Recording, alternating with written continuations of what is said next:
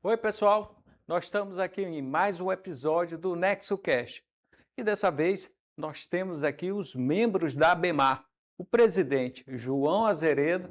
Meu amigo, seja bem-vindo. Muito obrigado, Wagner. E o Renato Regales, que também é o conselheiro e professor do INSPER.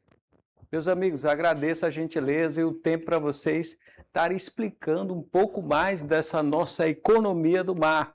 E me digam como é que é o papel e a função da ABEMAR, por favor. Bom, Wagner, primeiramente, obrigado pelo convite, estar nos recebendo aqui. É uma grande honra estar aqui no Maranhão, falando um pouquinho da ABEMAR. A ABEMAR é uma associação nova, tem 3 anos de fundação. Ela nasce a partir do Sinaval, que é o sindicato patronal da indústria naval, né? Então, o Sinaval sempre teve uma associação ligada a ele, né? E com essa retomada do setor de construção naval, né, o presidente do Sinaval, que é o Ariovaldo Rocha, me deu o desafio. Eu também faço parte do Sinaval, sou vice-presidente de comunicação do Sinaval. Me deu o desafio, João, vamos reativar uma associação da ABEMAR. A gente tinha a ABNAV no passado, onde, por coincidência, eu era diretor e o presidente era o Sérgio Bassi, que está vindo aqui amanhã para o nosso grande evento. Então vamos reativar uma associação. Isso tem 3 anos atrás. Me deu o desafio de ser o primeiro presidente da ABEMAR.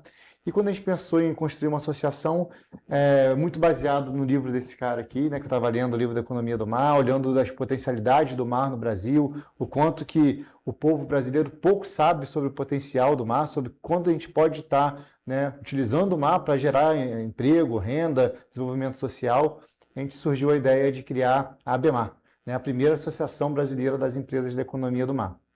Então, a gente começou há 3 anos, hoje a gente tem mais de 60 associados próprios, mais 40 vinculados ao Sinaval, uma série de eventos que a gente pode detalhar um pouco mais para frente, convênios com Petrobras, convênios com a Apex. Então, a gente está com um pipe aí de projetos e atividades bem interessantes. Então, é um grande prazer estar realizando aqui no Maranhão o 7º edição do Seminário da Economia do Mar. É um seminário que está cada vez mais ganhando relevância aí pelo Brasil com essa temática Economia do Mar. Essa é a 7ª edição que a gente vai ter amanhã aqui na FIEMA.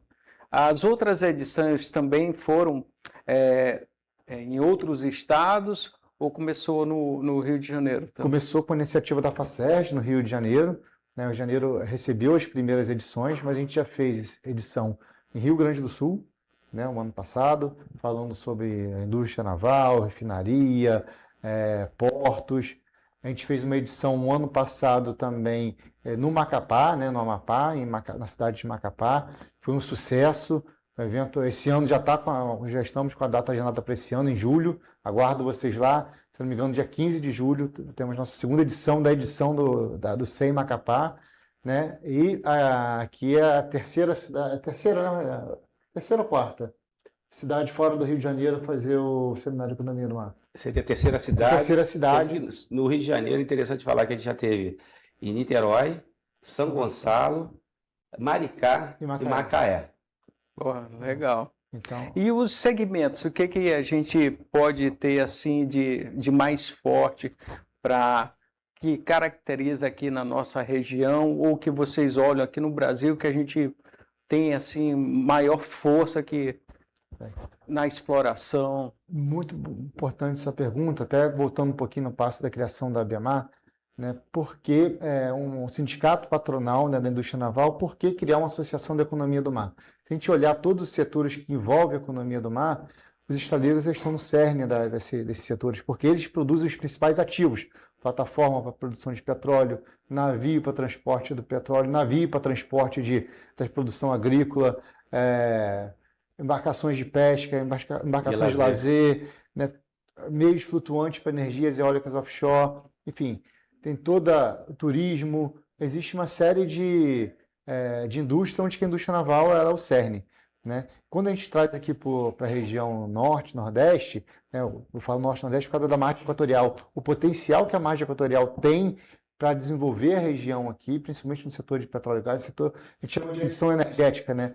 Ter uma previsão energética, uma previsibilidade energética maior para o Brasil, ter uma reserva energética maior para o Brasil, isso tem a capacidade de gerar muito emprego, muita renda, muito desenvolvimento social.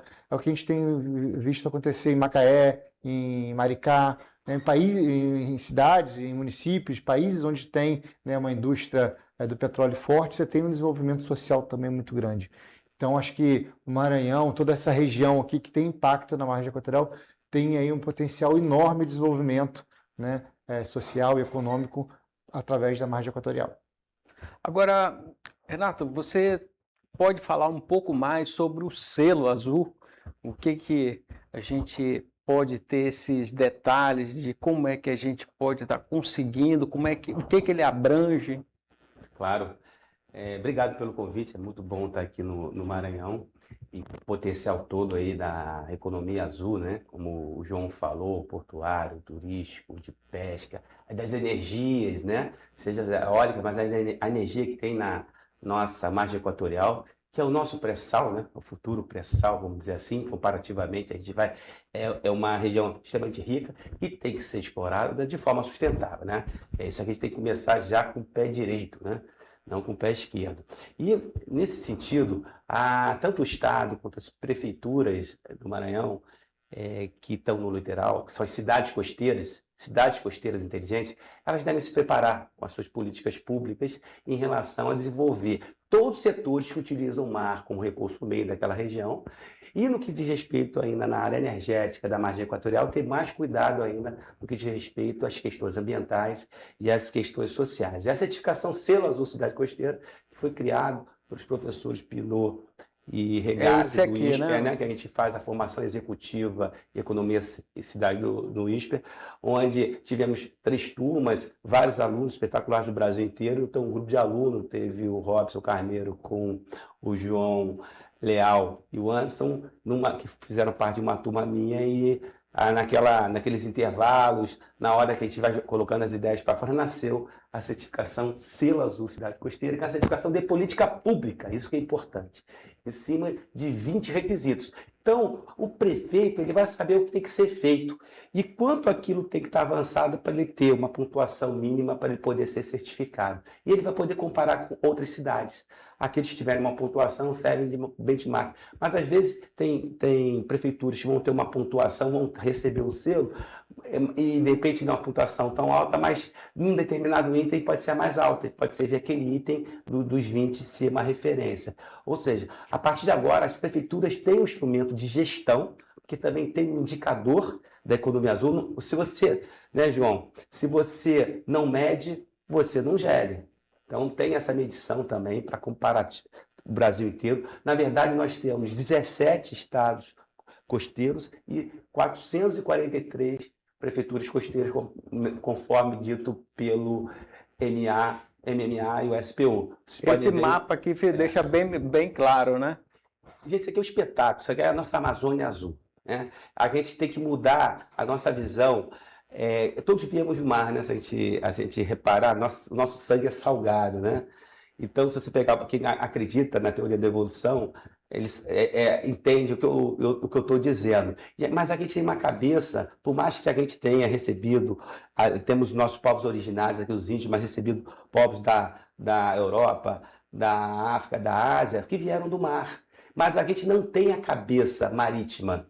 Olha que interessante. E somos um país continental gigante, com um mar espetacular, com riquezas, de todas as riquezas imaginárias que estão aí no mar. E é importante colocar para todos que, para a gente conseguir dar dignidade para a nossa população, e digo mais, para a gente conseguir dar dignidade para a população mundial, que hoje são 8 bilhões de pessoas, a gente não vai conseguir fazer isso através dos recursos continentais. Vamos ter que usar os recursos marítimos, a proteína, né, ligada à alimentação, à energia, etc. Só que a gente vai ter que olhar de forma diferente o mar. Nós não podemos fazer com o mar o que fizemos com os continentes, usarmos os recursos. Nós temos que preservar os ecossistemas. Então, essa é uma nova economia. Essa é a Revolução Azul.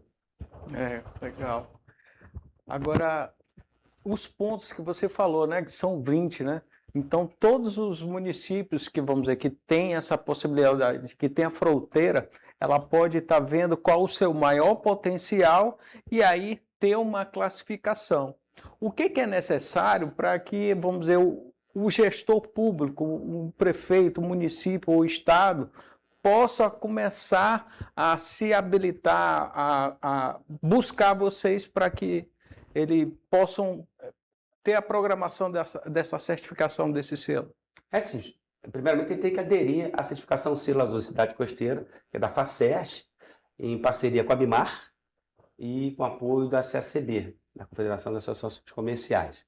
O município, aderindo à certificação, ele faz um convênio, um contrato com a FACERJ, para poder executar essa certificação, onde você pode observar que tem 20 requisitos. Obviamente, embaixo desses 20 requisitos, tem 187 outros sub-requisitos que vão ter que ser demonstrados pela prefeitura. Então é feita um treinamento, obviamente, os gestores públicos, as secretarias. Esse é um projeto de política pública integrada, convergente. Não adianta cada secretaria trabalhar de forma separada, senão não vai funcionar. É trabalhando todo mundo integrado. E o prefeito é o maestro dessa política pública, que com foco sustentável e com foco social, é importante dizer isso, para que esse corpo de gestores públicos treinados, os auditores que passaram no curso do INSPER, né, de curso executivo do INSPER, eles vão fazer a análise da auditoria, ver o que existe, o que não existe e pontuar. E fazer todas as recomendações dos 187 subitens. A partir daí, a prefeitura, com suas equipes, vão implantar ou validar aquilo que já está sendo feito. Tem muita coisa que está sendo feita dentro das prefeituras, na área educacional, na área de fomenta determinados setores econômicos. Como você pode observar ali, eu posso destacar, a prefeitura tem que ter uma estratégia de desenvolvimento local.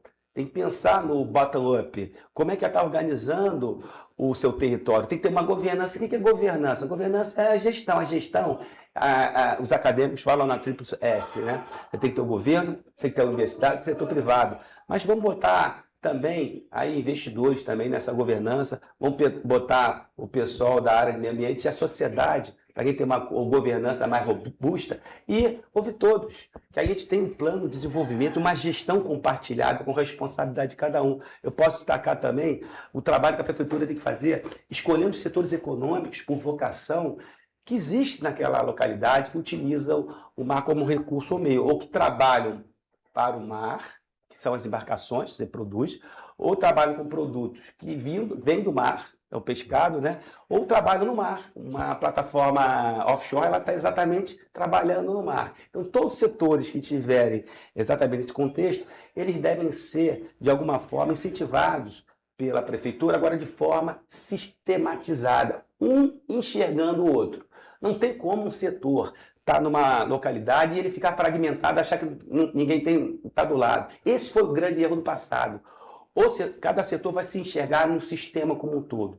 Porque eu uso um termo com o professor Pinot, que é da Convergência Setorial, que você sabe que você pode ser tão eficiente, um setor, uma pessoa pode ser tão eficiente, sem pensar no grupo. Se ela for tão eficiente, ela pode destruir o propósito original, ela pode destruir o todo, e você achar que está resolvendo o problema, no final você está entrando no processo de autofagia, porque você está destruindo onde é que o teu redor. Ou seja, você tem que ser eficiente do ponto de vista suficiente, que você não impacte o outro, que você veja os outros setores, que você crie atividades sociais, que crie emprego e renda e que tenha preocupação com o meio ambiente. Senão a equação não fecha. Essa é a equação da economia azul. Então isso é maravilhoso. Porque, Renato, vamos dizer, o que falta hoje para a nossa gestão pública é essa organização. E vocês trazendo essa possibilidade de organizar, treinar a equipe, fica muito mais fácil da gente trazer segurança para os investidores, trazer capital para estar implantando certas atividades econômicas que trazem retorno para a região e para o Estado. Agora, João, por favor, me fale um pouco mais do que a gente pode estar desenvolvendo para um possível prestador de serviço que já opera aqui no setor aqui ligado à economia do mar, que possa se cadastrar, se associar na associação. O que é necessário, por favor? Bem, Wagner, primeiro, falando da ABMAR, assim, é uma associação muito voltada para a geração de negócios, né? A gente tem esse viés muito forte. Então, primeiro, a gente não quer ser um tipo de custo, tem associações e isso é normal. uma das funções das associações, inclusive da Problemática, fazer o advocacy, fazer, né, a defesa de pautas setoriais. A gente faz isso também, isso é uma coisa que a ABEMAR defende bastante, mas a gente tem uma visão muito de negócio. Então, só o ano passado a gente visitou 17 estaleiros no Brasil todo, Amazonas, Pará, Rio Grande do Sul, Santa Catarina, Rio de Janeiro, enfim, São Paulo, portos, refinarias. Então, a gente leva muitos associados para fazer visitar em loco, né, as empresas, os grandes players, que é importante. A gente fez 4 rodadas de negócios internacionais aqui no Brasil. A gente fez delegações para a Alemanha, para a Coreia. A gente acabou com essa pauta de desenvolver os negócios. Acabamos de assinar um convênio de atração de investimentos para o Brasil com a Apex. Então, a gente vai ajudar empresas brasileiras a buscarem investimentos no exterior para o Brasil. Isso aqui tem total aptidão aqui para a região, porque é uma região que vai demandar muitos investimentos. Então, a gente está levando empresas, associações, governo, Petrobras, principais eventos no mundo, para levar a pauta brasileira, levar o potencial do mercado brasileiro de petróleo, gás e naval, né? E aí a margem equatorial está inserida nesse contexto. Então, a gente está levando para o mundo todo, né, empresas brasileiras e mostrando só, vem para o Brasil, como fazer negócio no Brasil, as linhas de financiamento que tem. A gente tem um instrumento chamado de Fundo da Marinha Mercante, que ajuda em taxas de juros competitivas a nível mundial. Dificilmente você tem uma taxa de juros tão competitiva, igual que a gente tem o Fundo da Marinha Mercante, e a gente precisa, né, de ajudar a divulgar e a trazer empresas para que possam utilizar essa fonte de financiamento para gerar emprego, renda e desenvolvimento tecnológico no Brasil. Então, assim, a gente está levando esse potencial do mercado brasileiro para atrair investimentos aqui para o Brasil. Então, a Associação Brasileira, a ABEMAR, é uma associação de negócios, né? Não só de negócios, mas que prioriza muito esse desenvolvimento de negócios com associados para as empresas que fazem parte. A gente está desenvolvendo também com a Petrobras um portal chamado Search, que é um FPSO quebrada em subcomponentes. Então, desde um parafusinho lá, se eu forneço um parafuso, né, e eu quero entrar para o mercado de petróleo e gás, eu quero fornecer aqui para a plataforma que vai ser instalada aqui na margem equatorial, eu forneço uma bomba, qualquer tipo de material, eu vou entrar na plataforma, eu forneço aqui esse tipo de material. Eu vou olhar onde esse material está na plataforma, qual a quantidade que tem, quais os requisitos que eu preciso ter para poder fornecer, quem são os contratantes. Então, é um projeto que a gente está de P&D, que a gente está com a Petrobras, né? A Petrobras é sócia da ABEMAR nesse empreendimento, junto com o ICT de Santa Catarina, né? A gente recém assinou esse projeto. Então, são diversas vertentes que vai ajudar, né, a desenvolver, não só aqui no Maranhão, mas no Brasil, as potencialidades do setor de petróleo e gás. Então, a ABEMAR está aqui para isso. A gente tem um propósito muito forte de gerar valor para o associado, de fazer diferença para o Brasil, gerar emprego e renda. Isso tudo que a gente gera negócio, tudo que a gente busca de fazer para o associado tem um viés final, que é emprego e renda para a população. Cada emprego que a gente acha que a gente gera lá com o nosso trabalho, que cada novo emprego que a gente gera com o nosso trabalho lá, para mim, é uma vitória pessoal, que eu estou podendo fazer diferença para o meu país. E esse é o propósito da ABEMAR, fazer diferença para as empresas e, consequentemente, para o país. O interessante da gente estar observando todos esses esclarecimentos, essas informações que você está trazendo para a gente, é do potencial que a gente tem sobre a economia do mar, que muitos do setor público ainda não têm a noção desse potencial, que aí a gente pode estar dividindo no médio, curto e a longo prazo. Então, isso aí é um excelente trabalho que vocês estão fazendo, executando. Esse seminário que vai acontecer amanhã na FIEMA vai ser muito importante, porque a gente tem uma plateia bastante do setor público, tanto estadual como de alguns municípios que vão participar, e lógico que a gente tem o empresariado. E isso vai... Fazer um número do que você trouxe, desculpa te interromper, Wagner. Pois não.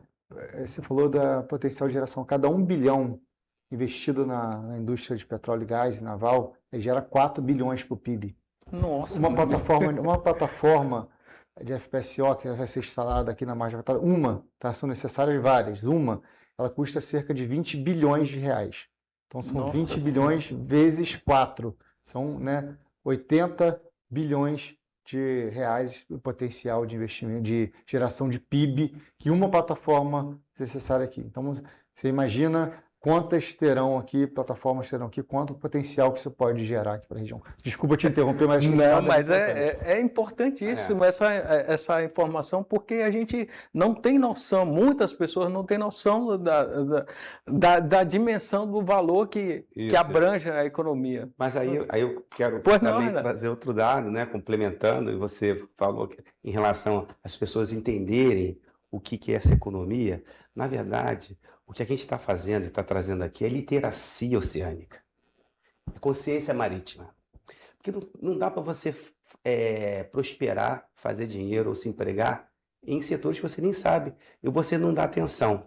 Então, o seminário da economia do mar nacional, quem está trazendo Maranhão, é exatamente trazer para a sociedade maranhense, do governo estadual, do governo municipal, dos empresários, dos empreendedores, da sociedade, da universidade, o quanto de potencial esse estado tem para ser poderoso nacionalmente e internacionalmente. Você já tem qualidades muito específicas e singulares, por exemplo, grandes embarcações, portos do maior calado.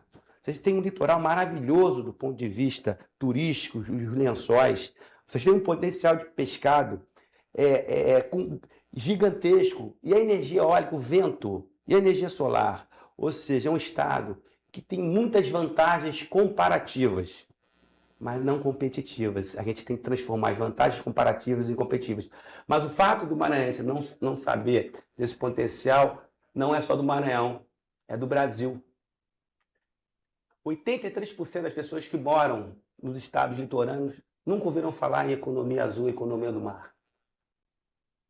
Então a gente tem que exatamente quebrar esse paradigma, e por isso que a gente está aqui. E a gente vem aqui para trazer legado, desenvolvimento para agora e para as futuras gerações. Para o jovem, é um setor que que seduz o jovem para vir trabalhar. É um setor que também tem alta tecnologia, as Blue Techs. Vai precisar muito da juventude nos ajudando. Isso aí é importantíssimo, porque a gente vê esse potencial. Agora, pessoal, vocês tocaram num ponto importante que tem muita coisa que a gente não enxerga. Por exemplo, a gente tem algumas informações que, vamos dizer, a indústria pesqueira. O nosso litoral aqui é o segundo maior do país. Então, muitas embarcações de outros estados acabam vindo, explorando aqui e levando essa economia, esses produtos para serem explorados em outras regiões. Então a gente está com essa preocupação e esse seminário vai ser um alerta de vocês estarem pontuando tudo isso, tanto para o poder público e os investidores, porque muitos investidores não sabem do potencial.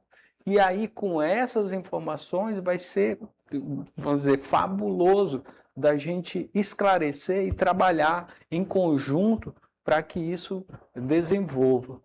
Agora, o João, ele me falou que também existe aí um potencial muito forte, que também muitos não sabem, que é da indústria naval, que atende às barcaças, não é isso, João? Eu queria que tu falasse, porque muitas dessas barcaças, elas trabalham aqui próximo da nossa região aqui, que acabam trazendo produto para o nosso porto do Itaqui. Não, perfeito. O Brasil é agro, né? Então, cada balsa, barcaça que está escoando produção agrícola através dela, você está tirando ali dezenas de caminhões da rua. Então, mas para isso preciso ter uma ampliação da infraestrutura hidroviária no Brasil.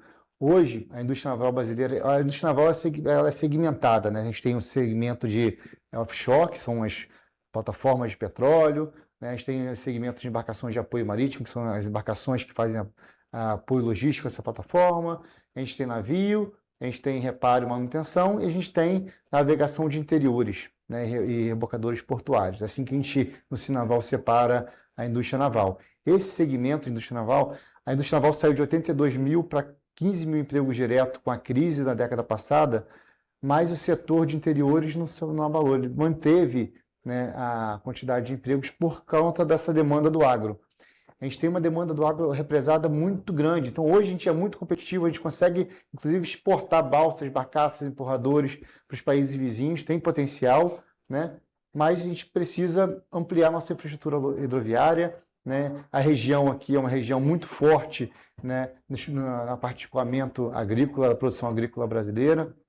Então, é um setor que gera muito emprego, gera muita renda e tem muito potencial ainda para ampliar ainda mais. Tá? Se eu não me engano, são 3.000 novas balsas e barcaças para os próximos 5 anos que estão sendo demandadas. Então, isso com a infraestrutura que a gente tem agora. Se a gente destravar, né, algumas questões burocráticas de licenciamento, né, de ampliação de hidrovias, a gente consegue ampliar isso ainda mais. Agora, João, você tocou num ponto importante que, vamos dizer, a nossa produção do agronegócio, ela cresceu muito rápido nesses últimos anos. Só que se a gente comparar com os investimentos portuários que a gente teve, ele não conseguiu atender essa demanda. Então, hoje a gente tem, vamos dizer, uma possível limitação. Será que, vamos dizer, essa limitação, os investimentos na parte portuária, tanto pública e tem muita coisa privada que ainda vai acontecer, ela pode acelerar nesse médio e longo prazo? Acho que sim. Né? O Ministério de Portos e Aeroportos tem feito um trabalho muito sério, muito forte, né, em investimentos no setor portuário, né? A gente está sempre lá com o pessoal trabalhando. O Fundo da Marinha Mercante que eu citei para você agora há pouco, parte dele pode financiar a infraestrutura portuária. Então, assim, está tendo um aumento grande de investimentos no setor portuário para facilitar essa logística. Então, a gente acredita que sim, né? Assim, a gente sabe dos gaps que a gente tem, questão de licenciamento ambiental, calado, né, tecnologia, né, uma série de gargalos que tem, mas a gente acredita que esses investimentos, né, essas linhas de financiamento, o trabalho que o Ministério de Portos e Aeroportos tem feito nos últimos anos, eu acredito que está no caminho, não totalmente certo, né, mas assim, a gente está no caminho bem direcionado para que a gente possa, né, ter uma infraestrutura portuária que atenda toda essa demanda que você falou, Wagner. Para fazer o país crescer, né? Exato. A gente está crescendo o nosso interior, nossa agricultura, e nós temos gargalos muito sérios ainda na questão portuária. Então, é uma questão de necessidade de crescimento e sobrevivência econômica do país. Porque senão você não vai ter mais investimento também para você fazer produção, se você não tem como botar a produção para fora. Então, isso vai ser fato, isso vai acontecer. Mas eu queria acrescentar mais uma questão importante. Você sabia que o transporte aquaviário ele tem a menor pegada de carbono? Menor do que caminhão, menor que o de trem. Então, também isso é importante para o meio ambiente. Obviamente, todo investimento agora tem que olhar o seu impacto ambiental.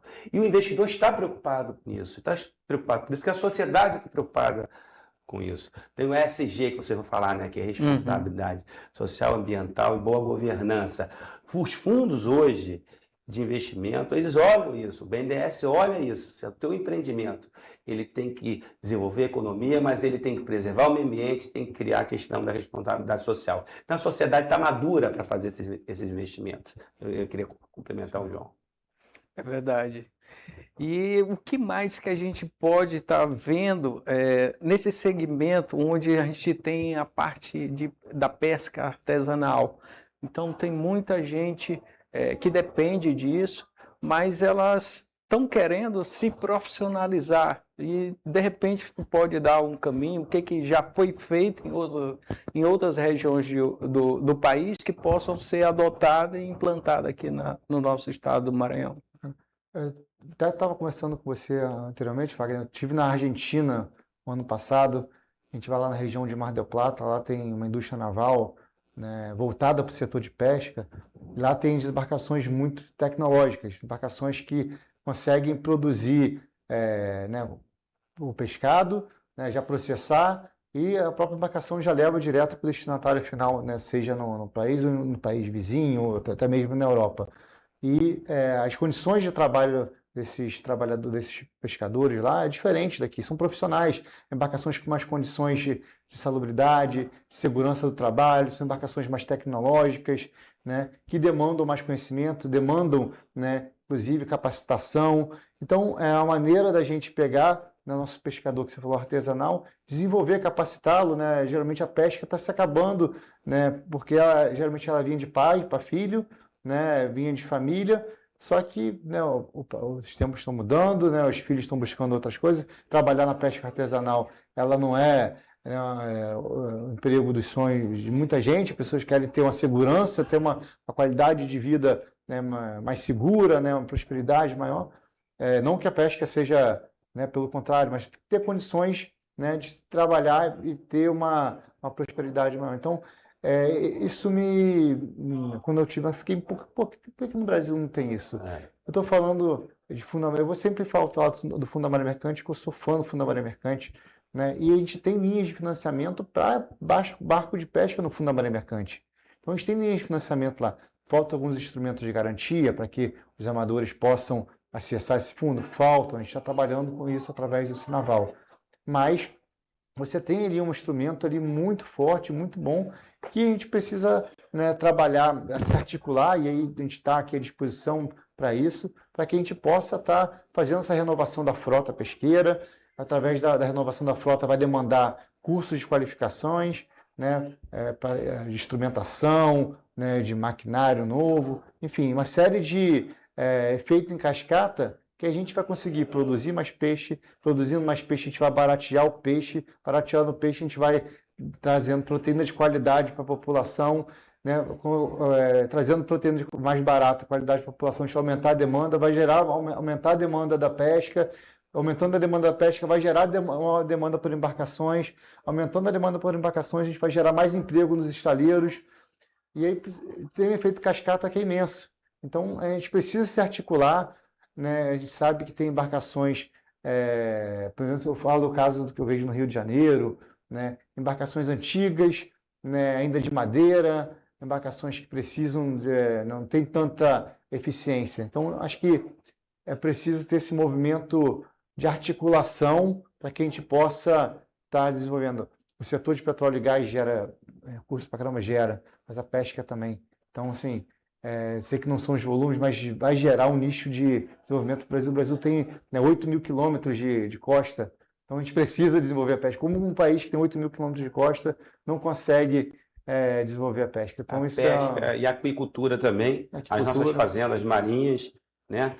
Fazendas de água, aquicultura, algicultura, maricultura. Tem a questão do camarão. O Nordeste já tem um posicionamento muito forte, principalmente no estado do Ceará, nessa produção dessas riquezas. E a gente pode destacar, do ponto de vista industrial de processamento pescado, o estado de Santa Catarina. Mas na questão, eu queria complementar, que são coisas que não são excludentes. Quando a gente fala dessa questão da tecnologia, que a gente tem que profissionalizar a pesca, e para quem tem embarcações de alta tecnologia, ao mesmo tempo, nós temos que valorizar os pescadores artesanais. Sim. Eles têm um papel fundamental no que diz respeito à cultura local, à identidade local, e à música e ao turismo. Essa forma de trabalhar o pescador exatamente artesanal, que agrega ao turismo e gera singularidade que só vai ter naquela região. São produtos que só vão ser pescados ou culinárias que só vão existir ali, que não podem ser copiados em lugar algum, e que isso vai valorizar o turismo, e que o turista vai lá para pagar um preço prêmio para consumir aquele produto daquele pescador da forma que ele vive. Tá? Então a pesca artesanal também vai ser trabalhada, por isso que a política pública tem que existir. Por isso que a gente fala da certificação Selo Azul, Cidade Costeira. Nós vamos trabalhar as duas coisas e que elas não são excludentes, elas são complementares.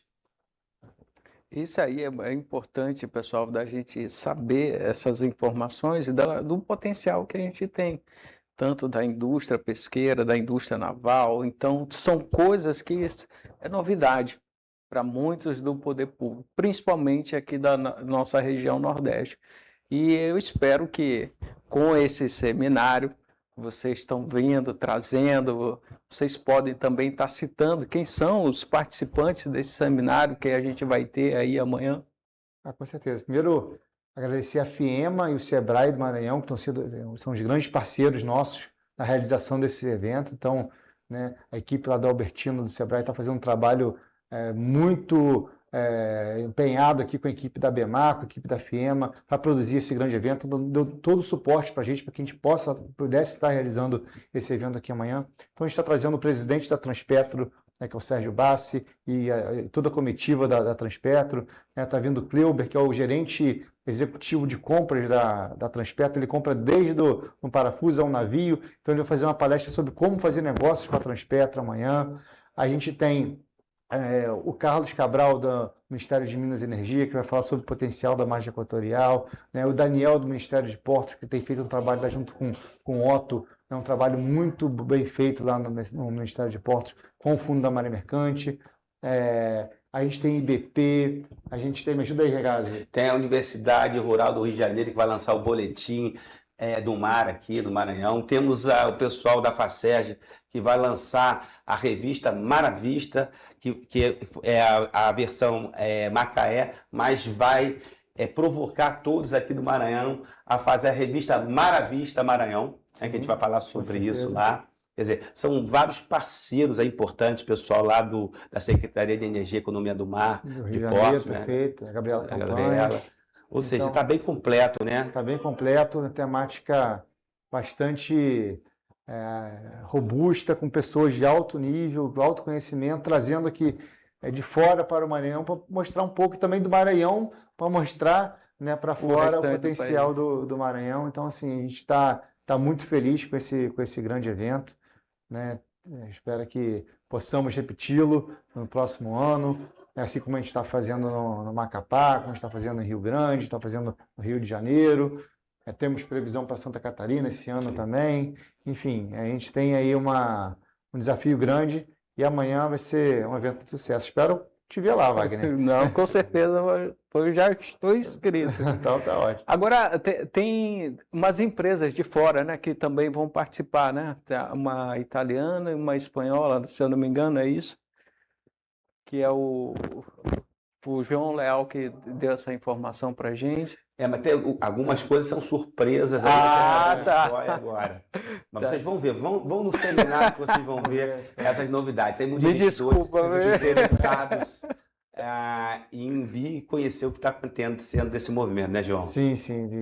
Então, meus amigos, eu quero agradecer a gentileza pelo tempo. Eu sei que vocês estão aí com a agenda apertadíssima, tendo que organizar esse evento.